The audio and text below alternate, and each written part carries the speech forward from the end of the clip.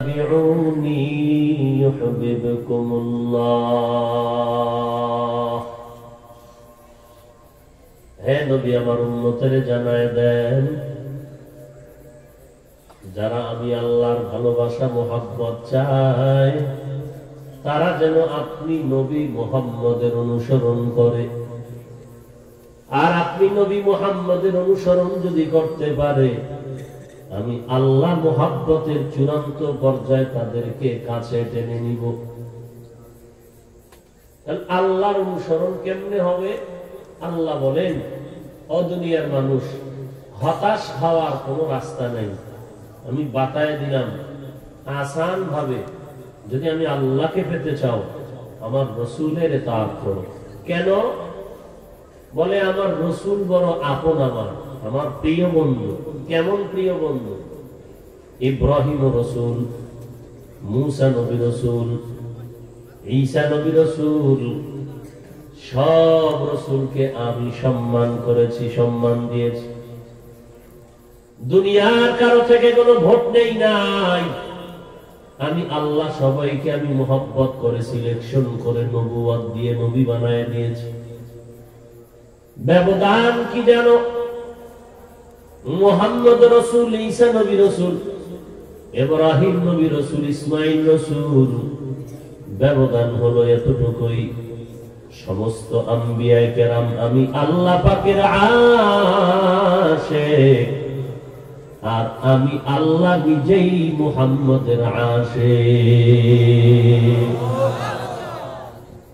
সব আম্বিয়ায়ে কেরাম আমি আল্লাহর আশিক, আর আমি আল্লাহ নিজে মুহাম্মদের আশিক। মুহাম্মদ হামিদে হামদ খুদা বস, খুদা হামদ মুহাম্মদ মুস্তফা বস, রবুবিয়ত खुदा की ऐ जहात, नबुवत मुस्तफा की है वहाँ तक, जहाँ तक है रबूबियत खुदा का, वहाँ तक है नबुवत मुस्तफा का।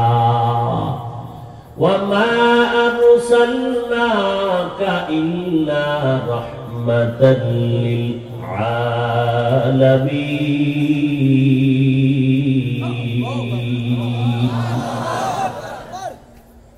গোটা জগতের জন্য আমার বন্ধু মুহাম্মদ হলেন রহমত, আর আমি আল্লাহ হলাম রব্বুল আলামিন। গোটা জগতের জন্য আমি আল্লাহ যেমন রব, আর গোটা জগৎ সমূহের জন্য আমার নবী মুহাম্মদ হলেন রহমত। ওই নবীর অনুসরণ করো, আমি আল্লাহকে পেয়ে যাব। তাহলে আল্লাহর অনুসরণের সমাধান কি পাইলাম? নবীর অনুসরণ করো। এখন প্রশ্ন, হে আল্লাহ, আমরা এমনই কপাল পোড়া, আল্লাহ তোমারও পাই নাই, আমরা নবীরও পাই নাই। সাহাবায়ে কেরাম নবীকে পেয়েছেন তো রাহমাতুল্লিল আলামিন কিভাবে নামাজে দাঁড়িয়েছেন সাহাবায়ে কেরাম দেখেন আর অনুসরণ করেন, আমল করেন। নবী কিভাবে বসেন সাহাবায়ে কেরাম দেখেন আর আমল করেন। সাহাবায়ে কেরাম নবীকে দেখে দেখে অনুসরণ করার সৌভাগ্য অর্জন করেছেন। এখানে আরো একটা বিষয় আমাদের স্পষ্ট হওয়া দরকার। সাহাবায়ে কেরাম এত দামি দামি আমল করেছেন, বলেন সাহাবায়ে কেরাম কাকে দেখে আমল শিখেছেন? কি ঘুমাইতেছেন আপনারা? কথা বলেন না কেন? ঠান্ডা? এই পাবলিক, মোবাইল বন্ধ করেন, পকেটে ঢুকায় দেন। আর কত গজব নিয়ে টানবেন, জিন্দেগি নষ্ট করে ফেললো। এই লকডাউনেও তওবা করবেন না, কবে করবেন? আর কত ধ্বংসের রাস্তা বাকি আছে যে আপনি এখনো এই ধ্বংসের মোবাইল থেকে নিজেকে হেফাজত করতে পারেননি। আপনার মাথা নষ্ট করেছে, একটু ভয় আসে না? চোখের পাওয়ার শেষ, ব্রেন নষ্ট, হার্ট দুর্বল, আরামের নিয়ামতের রাতের ঘুম নষ্ট করেছেন, চরিত্র নষ্ট করেছেন, আমল নষ্ট করেছেন, আত্মীয়তার সাথে চরম ভাবে ঝগড়া সৃষ্টি করেছেন, জবানটাকে নাপাক করেছেন এই মোবাইলের দ্বারা, হাত নাপাক করেছেন, চোখ নাপাক করেছেন, আর কত।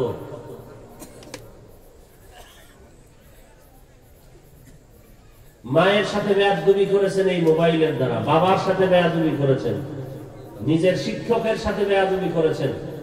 মা বলেছে মোবাইল বন্ধ কর, আপনি ধমক দিয়েছেন। শিক্ষক বলেছে মোবাইল বন্ধ কর, আপনি শিক্ষকের বিরোধিতা করেছেন।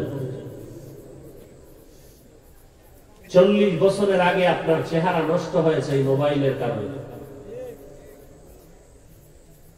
আর কত অপরাধ করবেন? এই মহামারীতেও কি আল্লাহর ভয় আসবে না? আল্লাহ সব ভাইকে মোবাইলের গুনাহের থেকে হেফাজত করেন।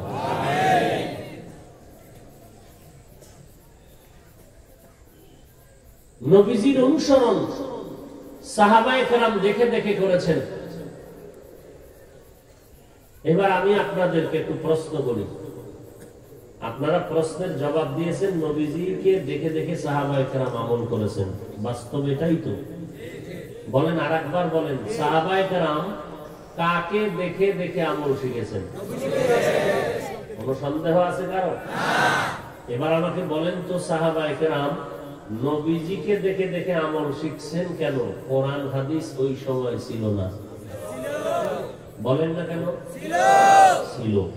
থাকার পরেও কেন তারা নবীকে দেখে আমল শিখছেন? সাহাবায়ে কেরাম কোরআন হাদিস বুঝতেন না।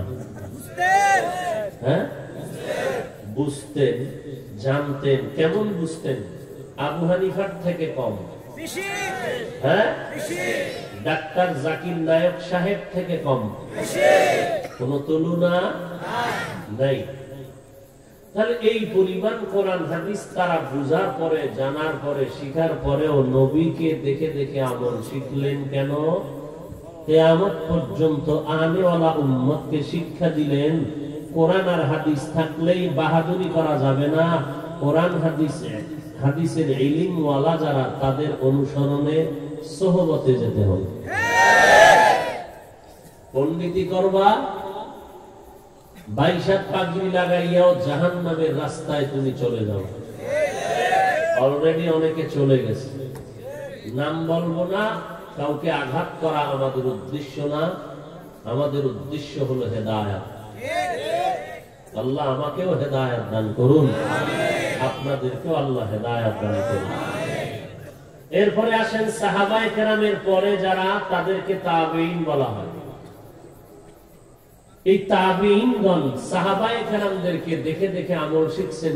তাদের হাতেও কোরআন ছিল, হাদিস ছিল, জানতেন, বুঝতেন। এরপরও সাহাবায়ে কেরামকে দেখে দেখে আমল করেছেন। তাবেঈনদের কাছে কোরআন হাদিস থাকার পরেও তাদের দেখে আমল শিখছেন।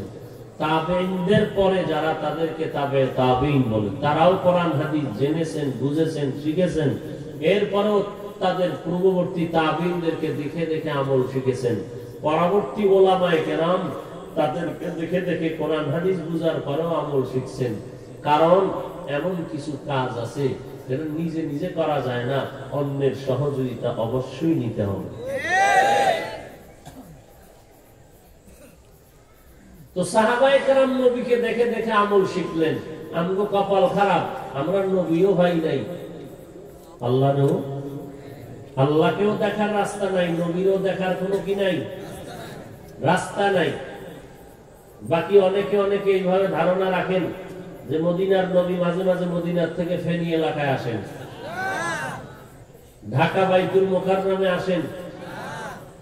অনেকে স্টেজে চেয়ার রাখেন, নবী আসবেন আর বসবেন।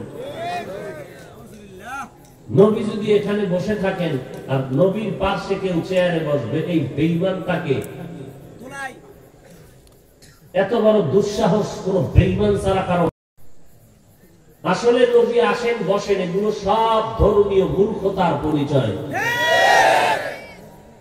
এই সমস্ত বিষয় নিয়ে উম্মতের মাঝে বিভ্রান্ত ছড়ায়। দুনিয়ার স্বার্থান্বেষী কিছু মৌলুভী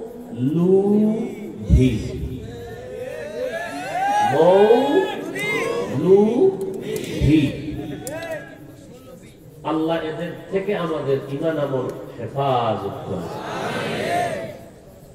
তাহলে নবী আসার কোনো রাস্তা নাই, কারণ নবী নিজেই বলেছেন আমার ইন্তেকালের পরে কিয়ামত পর্যন্ত আমি মদিনাতুল মুনাওয়ারা রওজা পাকের মধ্যে নামাজরত অবস্থায় জিন্দা থাকবো।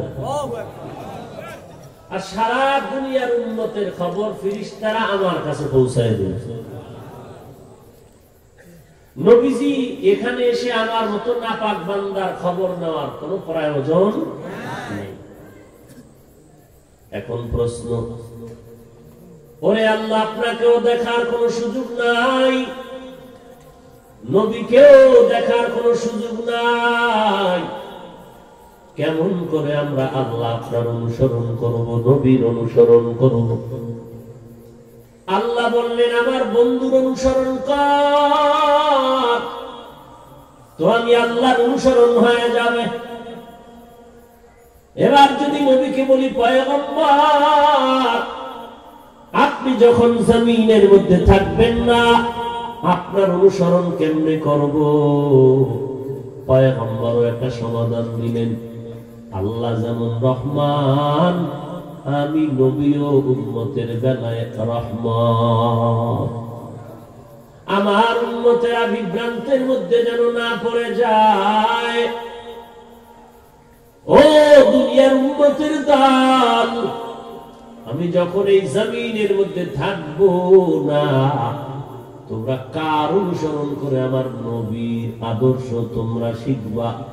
আমি নবী বলে গেলাম কিয়ামত পর্যন্ত একদল বাহিনী আমি তৈরি করে গেলাম, ওই বাহিনীর যদি অনুসরণ করো আমি নবীর অনুসরণ হবে। আমি নবীর অনুসরণ হলে আল্লাহর মুহাব্বত পেয়ে যাইবা। আল্লাহর মুহাব্বত যদি পেয়ে যাও বিনা হিসাবে জান্নাতি। নবীজি বলেন আমার বর্তমানে একদল বাহিনী থাকবে কিয়ামত পর্যন্ত, ওই বাহিনীটা গোমরাহ হবে না কখনো, একত্রে সব বাহিনী গোমরাহ হবে না। قال النبي صلى الله عليه وآله وسلم لن تجتمع أمتي على الضلالة أبدا। পয়গম্বর বলেন হে উম্মত, একই সময় সারা দুনিয়ার মুসলমান গোমরাহ হবে না। যদিও দেখো 100 মানুষের মধ্যে 99টা মানুষ গোমরাহ হয়ে যায়, কমপক্ষে একটা মানুষ হলেও হকের ঝান্ডা উঁচু করে ধরবে।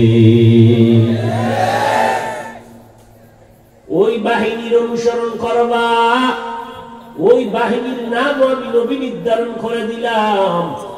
ওই বাহিনী আমি নবীর অবর্তমানে দায়িত্ব পালন করবে কিয়ামত পর্যন্ত। ওই বাহিনীর নাম নবীর ভাষায় হলো ওয়ারাসাতুল আম্বিয়া। قال النبي صلى الله عليه وآله وسلم العلماء ورثة الأنبياء। নবী বলেন আমার যারা ওয়ারিস হবে উলামা আহলে হক এরা ওয়ারাসাতুল আম্বিয়া, নবীর ওয়ারিস। কিয়ামত পর্যন্ত নবীর দায়িত্ব তারা পালন করে উম্মতের জান্নাতের পথ দেখাবেন। ওই বাহিনীর নাম ওয়ারাসাতুল আম্বিয়া। তারা কারা? ওয়ারাসাতুল আম্বিয়া বলতে আহলে হক, উলামায়ে কেরাম। আহলে হক না বাতিল? বলেন বলেন। তাহলে বাতিলও আছে না নাই? কথার ফাঁকে ফাঁকে যদি সুযোগ হয় আহলে বাতিল, উলামা নামের আহলে বাতিল কারা, যদি সুযোগ থাকে ফাঁকে ফাঁকে বলে দিব।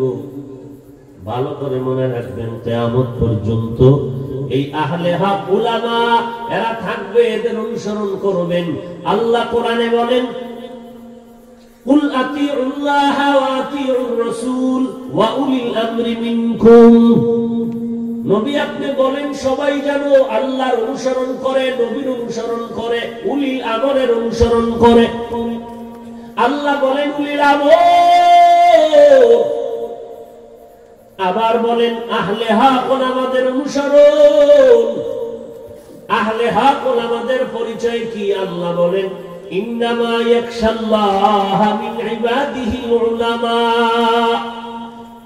সমস্ত মানুষের মধ্যে যারা আহলে হক উলামা তারা আল্লাহকে বেশি ভয় করবেন। আল্লাহকে ভয় করার মানে ইচ্ছা করে কোনো গুনাহ করবেন না, অনিচ্ছায় যদি গুনাহ হয় তওবা করতেও দেরি করবে না।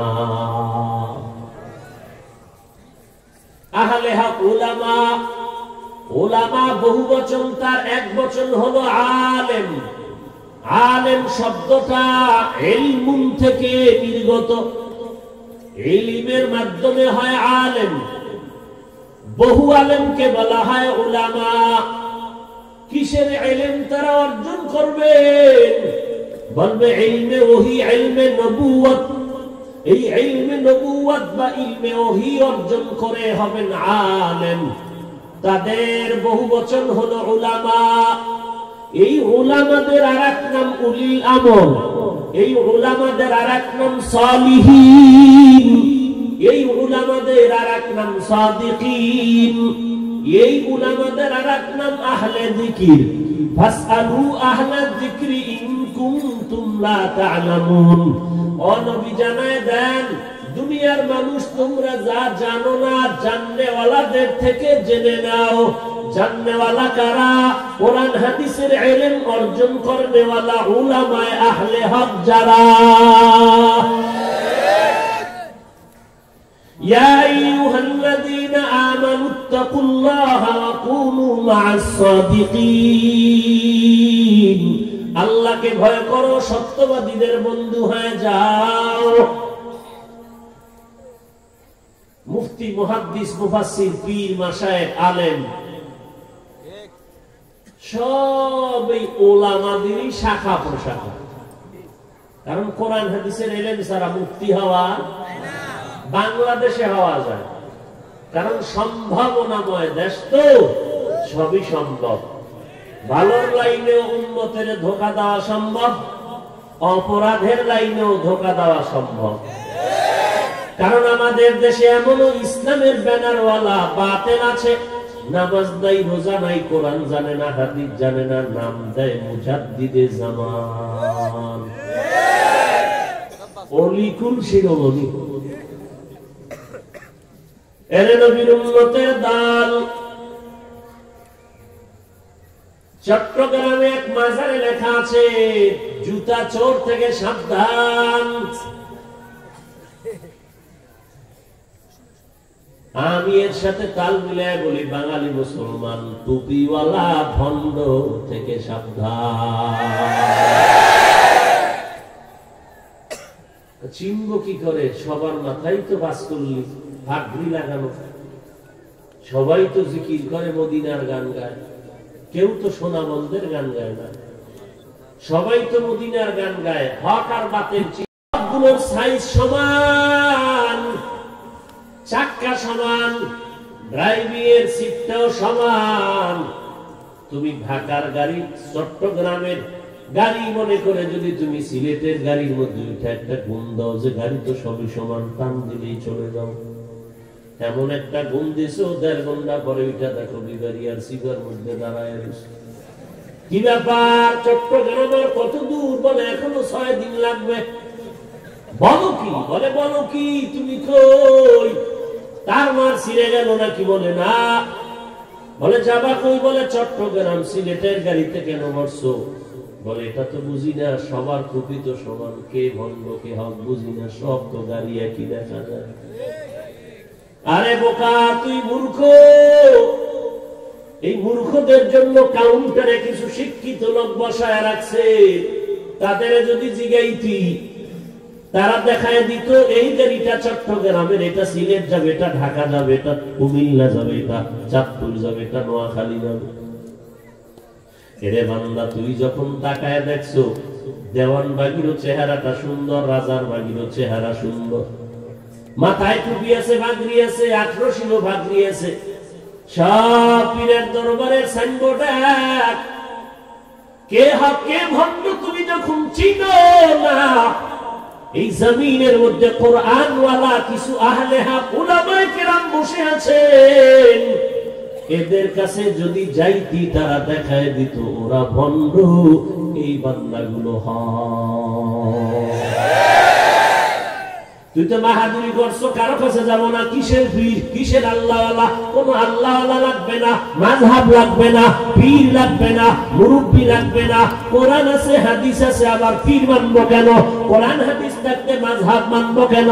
কোরআন হাদিস থাকতে তাবলীগ করবো কেন? কোরআন হাদিস থাকতে পীরের কাছে যাবো কেন? তোমার মতো পণ্ডিতি সাহাবায়ে কেরাম করলেও পারতেন যে কোরআন হাদিস আছে, নবীর কাছে যাবো কেন? তাবিঈনরাও যদি বলতেন কোরআন আছে, হাদিস আছে, আবার সাহাবায়ে কেরামদের মানবো কেন? কোন পণ্ডিতিতে কাজ হবে না। কোরআন হাদিস থাকলেও কোরআন ওয়ালা আহলে হক উলামায়ে কেরামদের কাছে যেতেই হবে।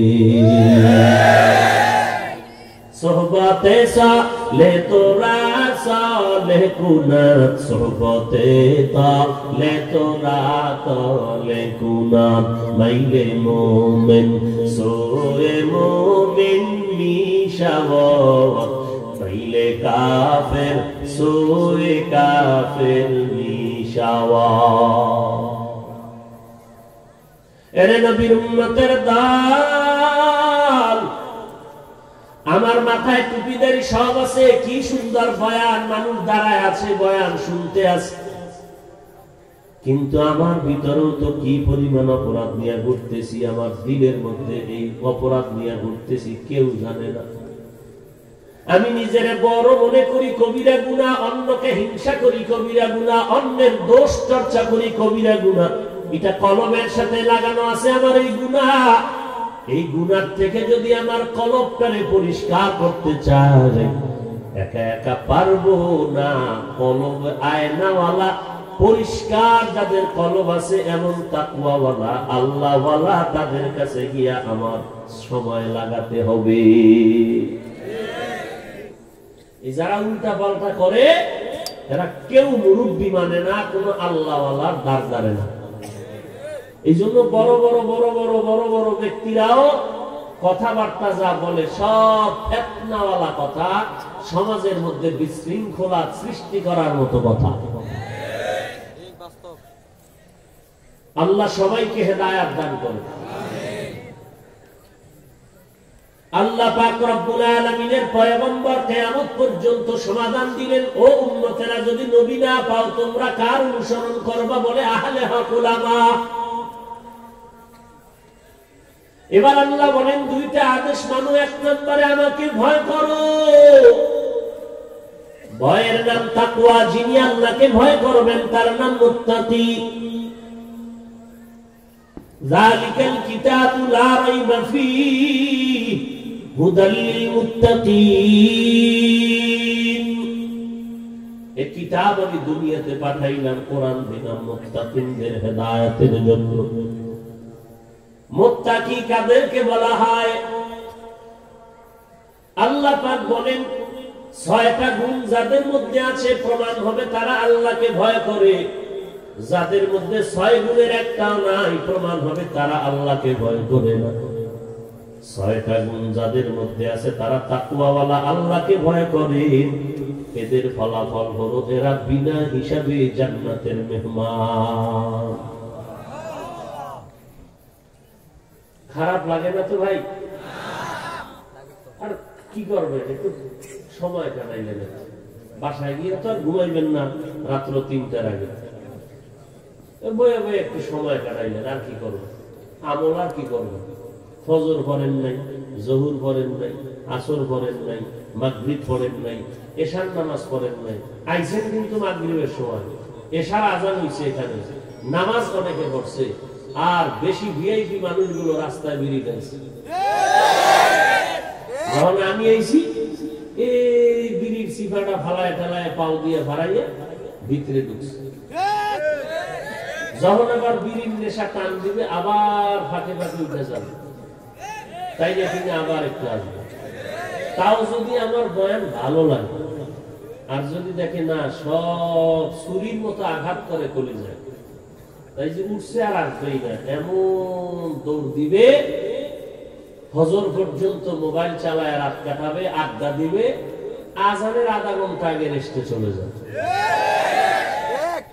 এক রেস্ট, ফজর শেষ। এরে নবীর আশিক উম্মতের দল, ভালো করে শুনে নাও রে মুসলমান। আল্লাহ বলেন আমাকে কারা ভয় করে, বলে যাদের মধ্যে 6টা গুণ আছে। 1 নম্বর ইউমিনুনা বিল গায়ব ওয়া ইউকিমুনাস সালাহ ওয়া মিম্মা রাযাকনাহুম ইউনফিকুন ওয়াল্লাযীনা ইউমিনুনা বিমা উনজিলা ইলাইক ওয়া মা উনজিলা মিন ক্বাবলিক ওয়া বিল আখিরাতি হুম ইউকিনুন।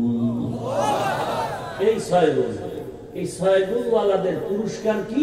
আল্লাহ বলেন উলাইকা আলা হুদাম মির রাব্বিহিম ওয়া উলাইকা হুমুল মুফলিহুন। এরা হেদায়েত প্রাপ্ত, এরা সফল কাম, এরা জান্নাতি। আল্লাহকে কে ভয় করে, কে ভয় করে না, তোমার আমার কোনো ফতোয়া লাগবে না। আল্লাহ কোরআনের শুরুতেই বলে দিলেন 6টা গুণ যাদের মধ্যে থাকবে প্রমাণ তারা আল্লাহকে ভয় করে। আর যাদের মধ্যে 6 গুণ নাই প্রমাণ হবে তারা আল্লাহকে ভয় করে না। আর আল্লাহকে ভয় কেন, বারবার বারবার আল্লাহ কেন বলেন আমাকে ভয় কর? ওরে ভাইজান, আপনার আমার নবী, যে নবীর মতো কোন নবী নাই, যে নবীর আগেও গুনাহ নাই, পেছনেও গুনাহ নাই। কেউ যদি সন্দেহ করে তার ঈমানটা দুর্বল হয়ে যাবে। সেই নবীকেও আমার আল্লাহ বলেন নবী আমি আল্লাহকে আপনিও ভয় করে।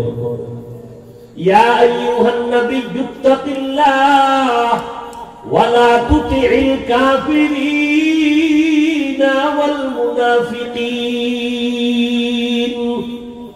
ও নবী আপনি আমি আল্লাহকে ভয় করেন, কাফের মুনাফিকের অনুসরণ করবেন না। কারণ কাফের বড় খারাপ, মুনাফিক বড় খারাপ, চিনা যায় না।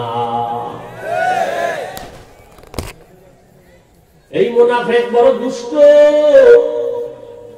মুসলমানের কাছে গেলে আমি আপনার সাথে আছি, কোনো টেনশন নাই। আবার ভিতরে ভিতরে কাফেরের সাথে গিয়া তাল মিলায় আমরা তোমাদের সাথে আছি, কোনো টেনশন করবা না। দুষ্ট লোকের মিষ্টি কথা ঘনিয়ে বসে কাছে, কথা দিয়ে কথা নেই, প্রাণে মারে শেষে। এরে নবীরা আশিক, কোরআন শরীফ আল্লাহ অবতীর্ণ করলেন তাকওয়ার বাণী দিয়া, শেষ করলেন তাকওয়া দিয়া। ওয়াত্তাকু ইয়াওমান তুরজাউনা ফীহি ইলাল্লাহ। ভয় করো ওই দিন যেদিন আল্লাহর কাছে সকলকেই প্রত্যাবর্তন করতে হবে, আল্লাহর আদালতে হাজিরা দিতে হবে। পালানের জায়গা আছে কি? এই জমিনের সবথেকে বড় বাহাদুর বেঈমান নমরুদ পালাতে পারে নাই, ফিরআউন পালাতে পারে নাই, সাদ্দাত পালাতে পারে নাই, কারুন পালাতে পারে নাই। যেই নমরুদ আবার আল্লাহকেই মেরে ফেলার জন্য রেডি হয়ে গেল, সেই এত বড় বেঈমান নমরুদের আমার আল্লাহ ধ্বংস করার জন্য কি পরিমাণ বাহিনী পাঠিয়েছিলেন জানা আসেনি? কি পাঠিয়েছে?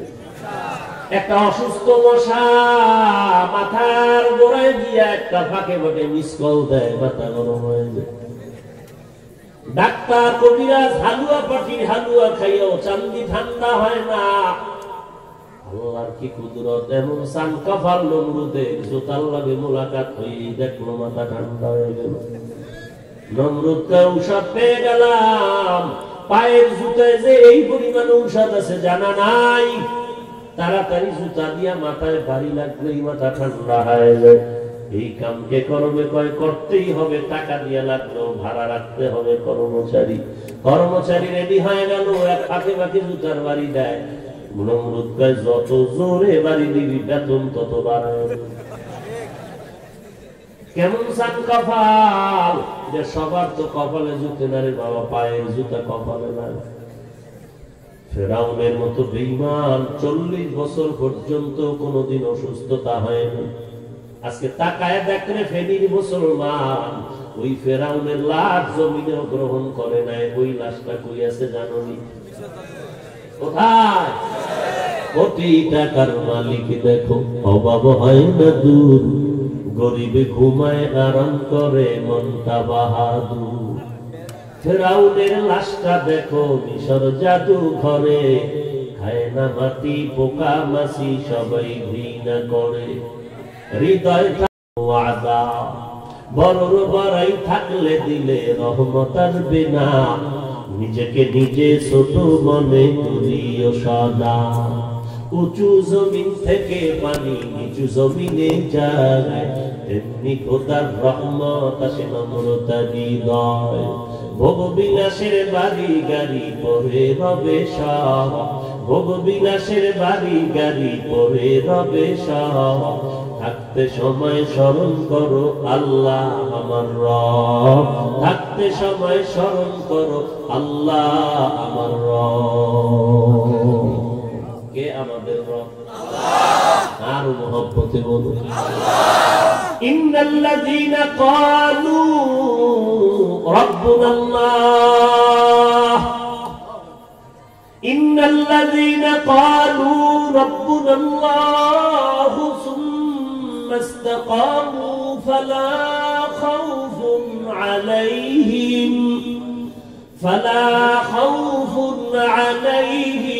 ولا هم يحزنون।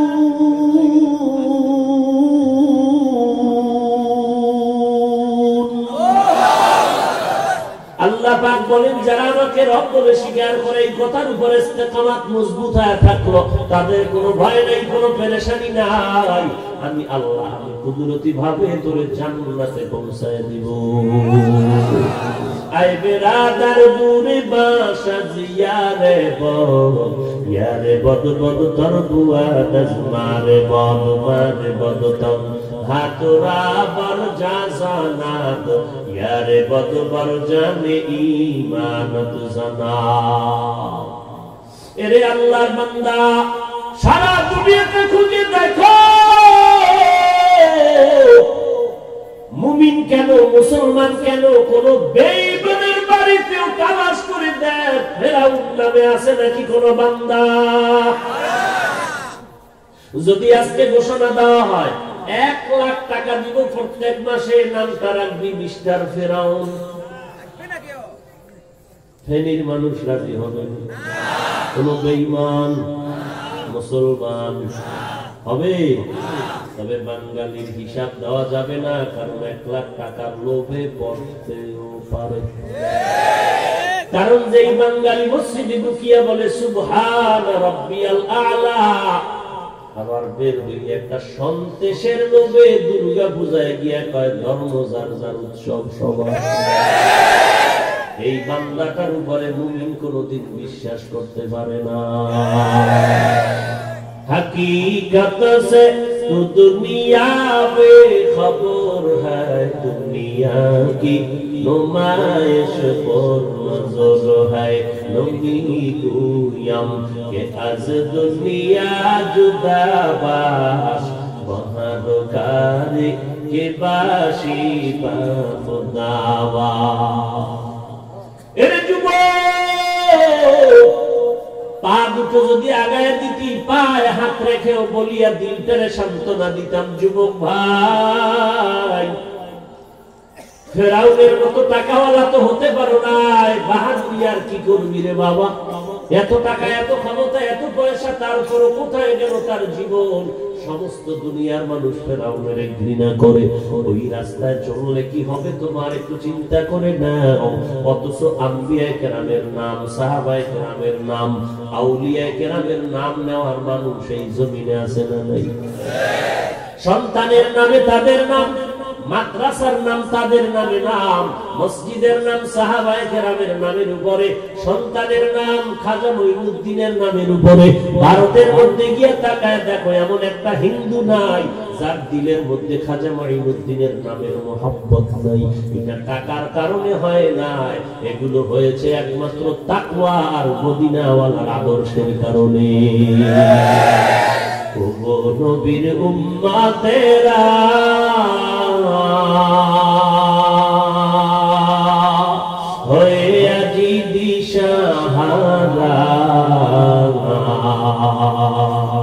কোরআন হাদিসের চলো, কোরআন হাদিসের চলো, যখন যাহা চাই মনে, নবী বিনে কে দাঁড়াবে ফুলসিরাত মিজানে, নবী বিনে কে দাঁড়াবে ফুলসিরাত মিজানে, নবী আমার জীবন ভারে,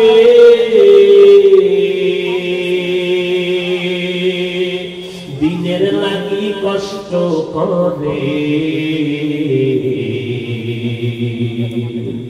দান দান শহীদ করিলেন উহুদেরই ময়দানে, নবী বিনে কে দাঁড়াবে ফুলসিরাত মিজানে, নবী বিনে কে দাঁড়াবে ফুলসিরাত মিজানে, এমন এতিম নবী আমার,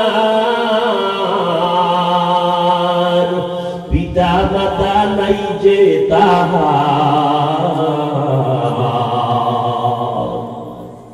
তারপরেও কত মারা মারলো তাকে দুশ্মনে, নবী বিনে কে দাঁড়াবে ফুলসিরাত মিজানে, নবী বিনে কে দাঁড়াবে ফুলসিরাত মিজানে, নবীর মায়া নাই কি তোমার, কেমনে দুঃখ দাও যে আবার, দরুদ পড়ো স্মরণ করো, দরুদ পড়ো স্মরণ করো, প্রথম ঘাটি কাফনে, নবী বিনে কে দাঁড়াবে ফুলসিরাত মিজানে, নবী বিনে কে দাঁড়াবে ফুলসিরাত মিজানে, ইমামুল আউয়ালিন আল আখিরিন, বাহর সাদকা রাহমাতাল লিল আলামিন, সাইয়্যিদুল কাউনাইন খাতমুল মুরসালিন, আখির মদবুত ফখরুল আউয়ালিন, শুধু ওজুদাস রাহমাতাল লিল আলামিন, মসজিদে উশুদ হামার এ জমিন। এরে ফেনী এলাকার মুসলমান যুবক, ও পর্দার আড়ালের মা বোনেরা, ও বৃদ্ধ বাবাজি, কয়দিন আর বাহাদুরি করবি? এই ফেরাউনের নাম কেউ নেয় না, অথচ তাকায় দেখো ওই ফেরাউনের ঘরে তার আপন স্ত্রী আসিয়া আল্লাহকে এই পরিমাণ রাজি খুশি করে ফেলেছিলেন। রাহমাতুল লিল আলামিন মেরাজের রাতে যখন ওই বাইতুল মাকদিস থেকে উপরের দিকে যায়, হঠাৎ করে নবীজি বলেন, জিবরাইল, জান্নাতের ঘ্রাণ কোথা থেকে পাওয়া যায়? জিবরাইল আমিন বলেন, ও পয়গম্বর, ফেরাউন বেঈমানের স্ত্রী আসিয়ার কবর থেকে বেহেশতের ঘ্রাণ পাওয়া যায়। মায়ার নবী চোখের পানি ছাড়লেন, আর জিবরাইল বললেন, ও পয়গম্বর, সুসংবাদ আপনার জন্য, কিয়ামতের ময়দানে এই ফেরাউনের স্ত্রী আসিয়া হবে আপনার বিবি। এরে পর্দার আড়ালের মা, তুমি তো সাহাবায়ে কিরামের মায়ের মতো মা,